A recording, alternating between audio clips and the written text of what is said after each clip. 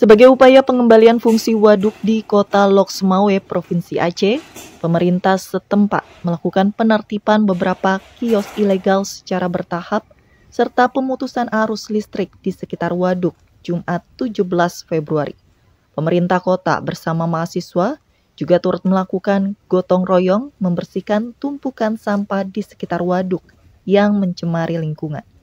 Karena di lokasi waduk buatan tersebut, secara aturan tidak boleh memiliki bangunan permanen maupun dilintasi kendaraan bermotor karena berpengaruh pada keamanan konstruksi bangunan.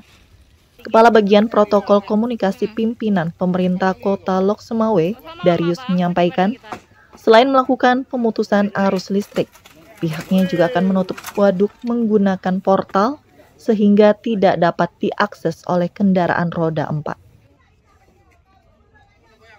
Selesai kegiatan waduk ini, waduk akan diportal. Jadi tidak ada lagi yang bisa masuk ke sini, kecuali mungkin nanti motor dan sepeda ya.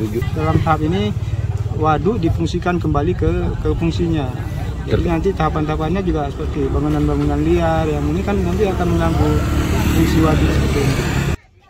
Walaupun sempat terjadi aksi penolakan dari pedagang dan warga setempat, Pemko Lok Sumawe sebelumnya telah memberikan sosialisasi terlebih dulu agar warga segera membongkar secara mandiri bangunan yang didirikannya dan menggantinya dengan menggunakan gerobak dorong. Namun, hingga saat ini para pedagang liar belum mengindahkan hal tersebut, sehingga petugas terpaksa melakukan penertiban sesuai prosedur yang berlaku.